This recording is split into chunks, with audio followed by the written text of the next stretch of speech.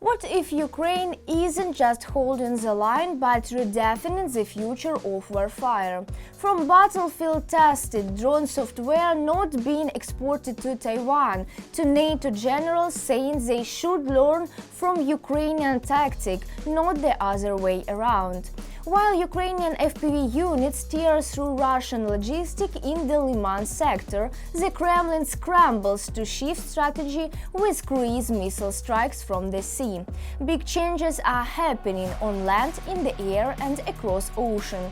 This is Ukraine Today. I'm Zoroslava Kolesnikova and I'm here to bring you the truth about the war, the tech and the global ripple effects. Stay tuned, it's all just getting started. What connects the war in Ukraine and recent tension in the Pacific? The answer might surprise you. Ukrainian software that helps the drone hunt down Russian tanks is now hidden to Taiwan. In a powerful move, Taiwan has signed a deal with Erupts, the company behind the software used by Ukrainian forces. Their goal: boost Taiwan's defense as China ramps up its military pressure. Is this the start of a new global alliance through battlefield technology? Stay tuned. Ukrainian drone software is entering the global market. Taiwan is purchasing Ukrainian drone software used to destroy Russian equipment. Taiwan has signed an agreement with Erupts, a company whose drone software is actively used by the armed forces of Ukraine. The goal of the cooperation is to strengthen Taiwan's defense capabilities amid the growing military threat from China. Ukraine's combat experience is becoming an export product. Modern swarm drone software, developed and tested by Ukrainian operators during the war, is becoming the foundation for defense solutions in other countries. The latest systems make it possible to launch dozens or even hundreds of drones that operate autonomously, even under electronic warfare conditions. If the drone loses connection with the operator, it does not stop, but continues to carry out its mission according to a preset algorithm. The system takes into account the target's behavior, the possibility of maneuvering, and weather conditions. This software solution can be scaled for drones of different classes, from lightweight quadcopters to strike platforms. In the future, it could form the basis for air defense systems, maritime monitoring, and autonomous reconnaissance. A contract to deploy such systems in Asia confirms that Ukraine today is not only a battlefield but also a global laboratory of modern warfare, whose technologies are becoming the foundation for the defense of other countries. A major shift in perspective. Retired US Army General Ben Hodges say it's NATO that should be learning from Ukraine, not the other way around.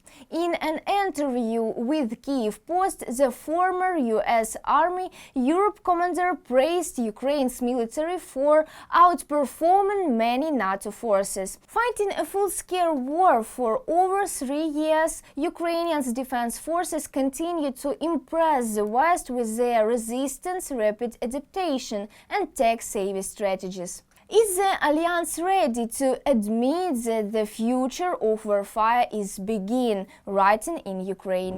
Retired US Army General Ben Hodges believes that it is NATO that should be learning from the Ukrainian army, not the other way around. He stated this in his interview with the Kyiv Post. The former commander of US forces in Europe emphasized that most NATO armies today do not reach the level of combat effectiveness demonstrated by the Ukrainian defense forces. The Ukrainian army has been operating under conditions of total war for the third year in a row and continues to impress Western analysts with its resilience, speed of adaptation, and technological approach. The armed forces of Ukraine have learned not only to quickly integrate Western weaponry, but also to independently develop and implement advanced solutions, from networked air defense systems to unmanned surface vehicles and coordinated attacks using FPV drones. These technologies are being developed in real-time combat.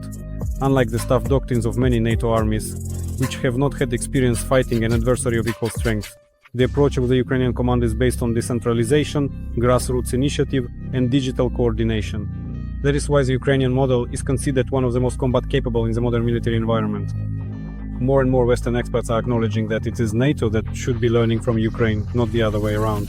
On the Lyman front, Ukrainian drone units are relentlessly targeting Russian rear position. From command posts to observation towers and supply trucks, nothing is safe. This precision FPV strikes are creeping enemy logistics and blinding their surveillance capabilities. Can Russia hold the line when the sky itself turns against them? FPV drones on the Lyman front are destroying the enemy's logistics and surveillance. On the Lyman front, fighters from a unit specializing in FPV drones continue to systematically strike at the rear of Russian forces.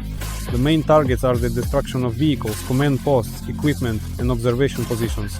This approach disrupts logistics and leaves the enemy blind and with limited mobility. The enemy is losing equipment and the ability to move effectively, as well as to coordinate actions on the front line. Strikes on observation posts and relays significantly complicate the enemy's artillery adjustment and aerial targeting.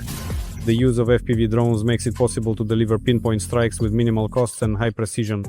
This is one of the most effective tools of asymmetric warfare, which the Russian army still cannot cope with. The Russian Navy is stepping up its game. In just the first weeks of June, Moscow has launched twice as many cruise missile attacks from the Black Sea as in previous months, signing a possible shift in tactics. Is the Kremlin trying to make up for massive losses in the air? And how long can Russia sustain sea-based strikes with limited firepower? Russia has intensified its strikes from the sea.